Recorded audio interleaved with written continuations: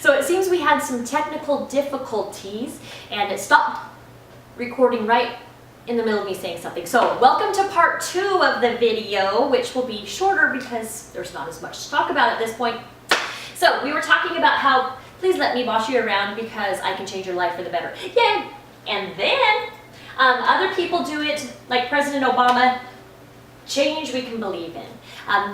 People talk a lot about their ideas, their passions, their political views, a lot of different things. And so I think a lot of people talk just for that purpose.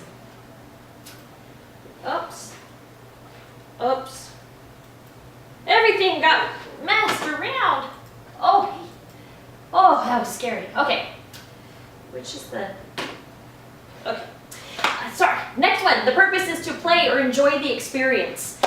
Very few people go, it's Super Bowl Sunday.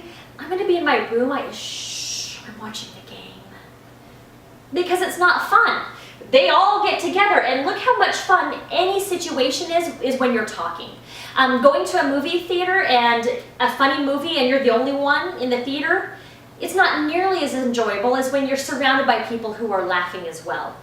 It just makes us enjoy things more, talking trash even on the basketball court. Even when you do 8 hours of service with a group in school, because you talk while you do it, you will enjoy the experience so much more. All right, number 5. Communication is inevitable. Inevitable. That means that you cannot not communicate, which is tricky stuff. So we are saying that is inevitable, which means you basically are always communicating. You cannot not communicate. If you think that you're giving someone the silent treatment, trust me, you're communicating plenty. Even though you're not using any words, you are always communicating. With your head on the desk, with the color of your shirt, with the loud music that you listen to while you're driving your car, with the logo of a certain hat, all sorts of things. You're always communicating. You need to be careful. Every eye roll, every groan, every little, somebody hears you, somebody sees you. You are communicating all of the time. And so be aware of that, because you're sending and receiving. We talked about that through the communication model. Not only is it inevitable, it's irreversible. Irreversible. This says, be careful what you say. You can say something hurtful in 10 seconds, but 10 years later, the wounds are still there. It's irreversible. You cannot take it back. You can apologize. You can ask for forgiveness. You can be forgiven. You can move on from your move on in your relationship. But guess what? Those words are still there. So before you say something in order to win a fight, something that you know will hurt them and you'll get your way, you have to decide, is that something that needs to be said? Because you can never take it back.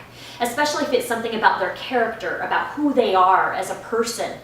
You can't take that back. So don't say it just to win the one fight. Next is that it's unrepeatable. Unrepeatable. Sometimes you have to accept the fact that certain things will never go back to how they used to be. And that happens sometimes in relationships. Well, when we first got together, it was so much, well, she used to be like this, and so I think that maybe it'll come back. Or I used to really like being in this club, or whatever the situation might be. You can't go back to the way it used to be. Going on a second honeymoon or going back to where you had your first date doesn't actually take you back there. Too much has happened. Hopefully you've grown and the situation has changed. And so don't expect it to be able to be repeated. When you miss class, you can get the notes from somebody, but you do not hear the examples, the comments from your classmates that help you solidify the knowledge. It's unrepeatable. So remember that as well. Finally, the last one is that communication is punctuated. Punctuation. Okay, so communication is punctuated, which actually exists a lot like it does in the world of English and grammar. So every time you have an idea, you finish your idea with a period or with a question mark or with an exclamation point. You're like, okay, that's the end of one idea. Now I'm ready to begin a new idea. And all of those ideas or sentences get put together to make a paragraph. So all of those ideas get put together to make a situation. And then those paragraphs get put together to make an essay. And that's the same thing that happens with communication. Little pieces are put together to make a communication event. So I have a story to tell you. Once upon a time, in a faraway land in Idaho, I was married to another man. And things weren't going very well. He was distant, he was pulling away. I didn't know what was going on. So I thought, I know, I will make him funfetti cupcakes and I'll take him to his work and that'll make everything better and we'll kind of work through this. So I made my funfetti cupcakes and I took him to work. And he looked at them and didn't really say much and just took them to the back. So that didn't go very well. So then I thought, all right. We had just recently got a home and I thought, all right, I'll work on the backyard. I'll rent a rototiller and get the ground all ready so we can plant. So when he came home from work, surprise, the backyard's done. And that didn't work. He came home and he was so angry that I rented this machine, that I did it by myself, and did I not think he could handle it. So that didn't work. So then you try other things. Hey, maybe this will work, maybe that'll work. But guess what? It doesn't. But I want to look back and say, who started this? Who started what happened? Did he start it because I took him cupcakes and he didn't accept them and didn't appreciate them? Is that who started it? Did I start it by making cupcakes and taking them to work? Because not everybody likes cupcakes at work. So I'm the one that started it. Or did he start it by not telling me what was going on? He was acting weird and pulling away, and so instead of talking about it, he just shut up. So did he start it? Or did I start it? Because I never really asked, hey, what's going on? Why are you acting like this? And why do you think I didn't ask the question? Why do you think I didn't say, hey, what's going on? Because sometimes you don't want to know the answer. And so I thought, all right, I'm going to make some funfetti cupcakes, and that'll make everything better. But you have to realize that communication is punctuated. Everybody sees something differently. Some people say it's his fault because of the way he reacted about the cupcakes, or that he pulled away without telling why. Some people say it's my fault that I tried to fix something with such a trivial item, or that I didn't ask him in the first place. So we all see it differently. We all punctuate it differently. So if there's somebody in your life who you think is nagging you, here's the question. Does the person nag you because it's your fault that you're lazy and you don't do too much? Or is it the nag's fault because they never even give you a chance to do it before they're all over you? Who started it? The nag? Or then the person that seems to be lazy? We all see something differently. And that's what punctuation is all about. I can guarantee you that at this point in your life, if there's someone that you're not talking to because of something that happened, the way they treated you at the party, or that they didn't call you, or something that happened, and you're waiting for them to call you, to say that they're sorry, or to make amends, or to break the ice, I can almost guarantee that they are waiting for you to call because you overreacted, because you jumped to conclusions, because you're the one that's your turn to make the call.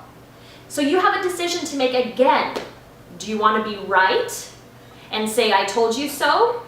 Or do you want to have the relationship and stretch out your hand?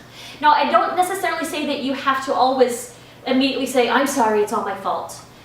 That's not what I'm saying. What I'm saying is you have to at least reach out and say, I hate what's going on between us.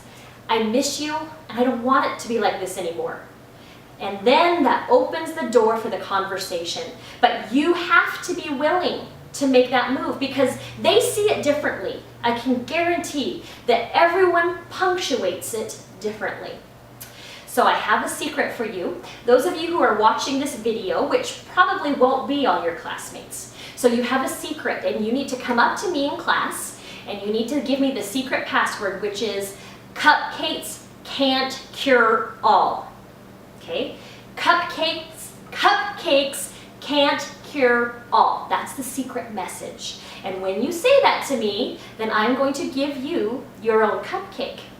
It's not going to be funfetti because I have to have it ready and available for you at class time, but it represents the idea. Cupcakes can't cure all. Now don't tell anybody else when you get your cupcakes and they say, what'd you do to get it? Don't you tell them. It's not going to hurt their grade or anything. It's just going to give you a little, you watched my video. All right, so those are all of the purposes of communication. Who started, whoa!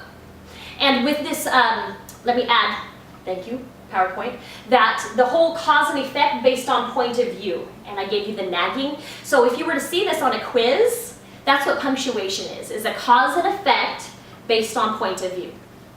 Let's see if the slides tell us anything else I forgot. Nope. Okay. Whoa. Okay. So what's going to happen is you will have an online quiz that will be on Canvas, and you'll take it all on Canvas. So you'll have watched the number 1, the communication model video. Number 2, the first video of this, communication principles before I was cut off. And then number 3, this shorter little, I was cut off, but here I still am, video. So you have 3 videos to watch before you take that online quiz, which will be about 10 questions, 5 true and false, 5 multiple choice. All of it will be from something that I said out loud during this presentation. Now the notes that I took were pretty basic, but like if I gave some of the examples, if you were able to identify feminine versus masculine, things like that, then you'll be ready for the quiz.